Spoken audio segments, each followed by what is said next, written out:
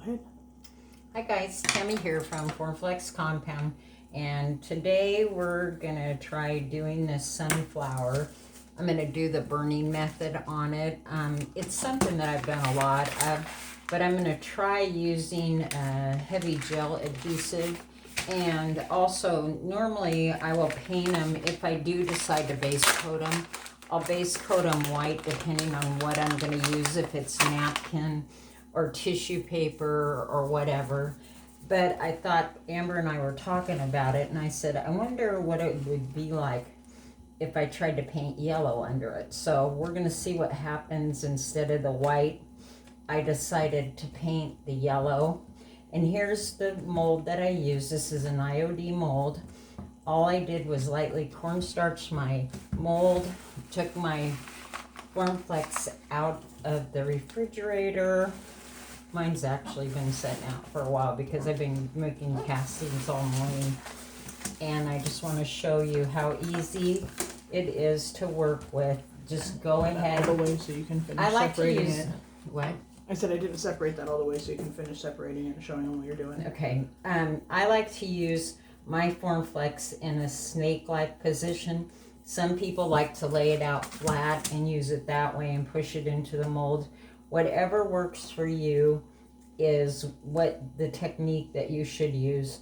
You can use your card at a 45-degree angle. I'm just taking a little bit extra off that back side. I'm going to take my card, again, that comes with your order, and I'm going to go ahead and get that real nice flat back and stick this in the freezer, okay?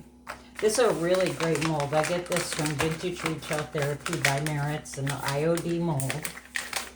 And I'm just going to put it in. I'm going to show you some that I'm going to go ahead and take out. A couple of these here that I'm going to take out.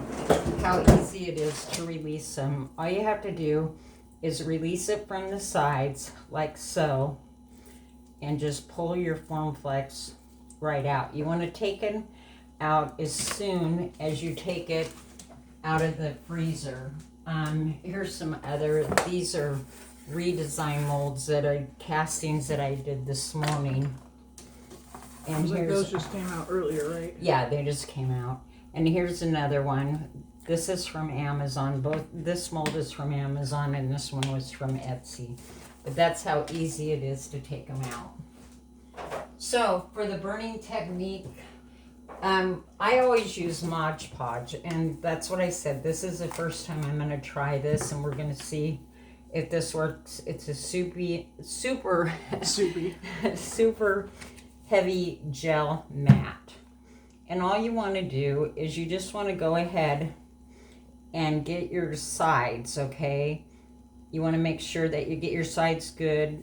Like I said, normally I use the Mod Podge, yeah. And we'll see. But just go ahead, get in all the cracks and crevices like so. Super easy. I will probably do this whole thing with the napkin. I only have one sunflower napkin left, and I'll probably go back in and paint the center. I think is what I'm going to do, even though I'll decoupage it now. But this stuff, I think, has a tendency to dry much faster than the Mod Podge does. So hopefully by the time I get the whole thing painted, you want to show them how to separate. Yep. Just take your napkin, if it's a 2 or 3 ply, be sure that you separate it. So you find the corner right here, and you just gently pull it apart. And then she's going to be using this top layer, of course, with the design on it. Yeah. So hopefully, you want to get me one of those white papers that you know nothing sticks to. Yep. So what you want to do is you want to, I'm going to get a pair of scissors and cut this back some. I just don't want to deal with this white part, okay, that's all. So I'm going to cut that back. We're just going to lay a paper underneath here. Maybe. So that it doesn't stick. Yeah. You know, because it can stick to your paper pretty easy. And what she's using is her, is the label paper. The one that's nice and sheen. If you guys have any at home, that's what she uses to make it not stick. Because nothing sticks to it. You don't have to do this all in one piece. You can do it in separate pieces. Sometimes using smaller pieces is easier to work with. And since I only have this little hunk of a napkin, you'll make the best of it. Yeah, there's no going back. So what you want to do is kind of start in the middle somehow. You know, you don't want to start on the edge because you want to push this down and get it down way in all that detail. Because usually after I do this, when this dries, I'll go back and add some wax or something to it. And that's why you want to make sure that you really do the corners good. You know, are you brushing that or are you pouncing it? I'm pouncing it because I don't want to rip my what get you what though? Napkin. I need a pair of scissors. I didn't even think. I thought about the water, but I didn't think about the scissors. So I'm just going around working that into every crack that I can get this pounced into. In a minute here, I'll hold it up.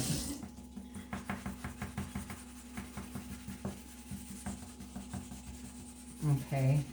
And I want to pounce it over the edges as well. If you don't cover your edges, you guys, there's no wrong or right way to do this. This is beautiful when you do it on trim work, but it makes you look like an artist. You can go back in, like I said, I may paint the middle after I'm all done here.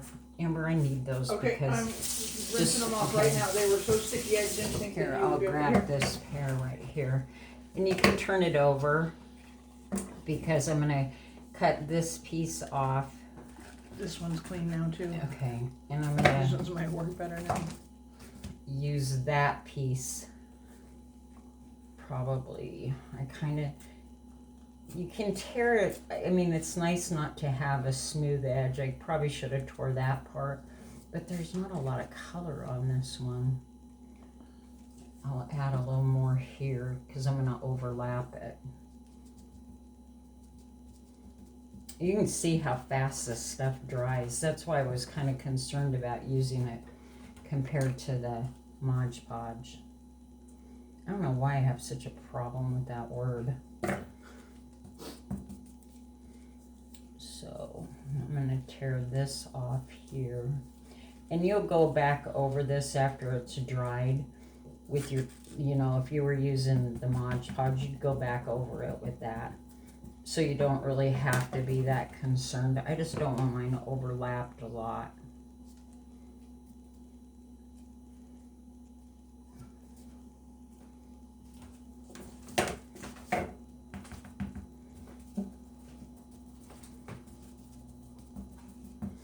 And right here, I took and tore a point off of this one where I probably didn't want to. So I'm going to put a little bit on there as well. I want every bit of it covered. That's just me. Like I said, you can do this so many different ways. There's no wrong or right way.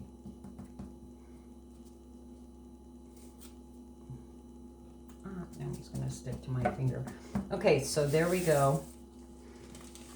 I don't know, can you see that good in the camera? You can see where I've got it all pushed in and that.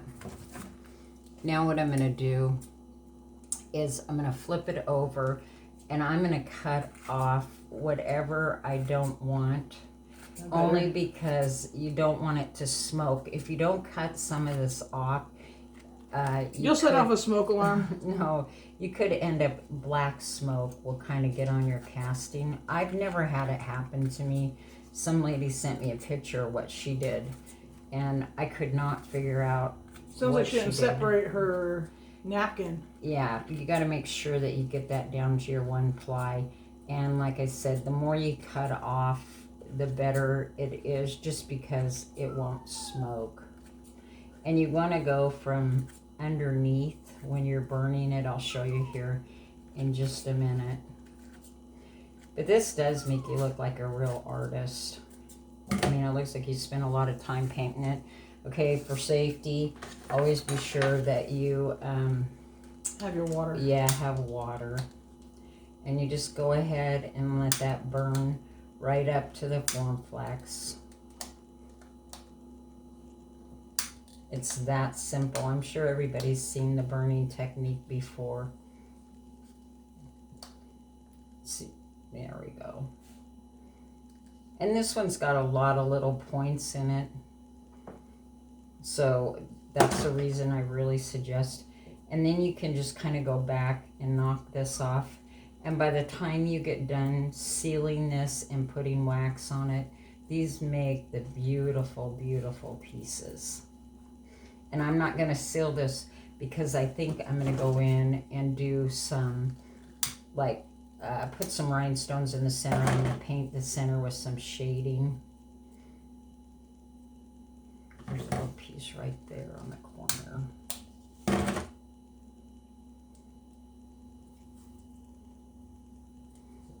And then you just want to give it time to dry and set up a little bit before you put your top coat on. But you can see how easily that burns right up to it.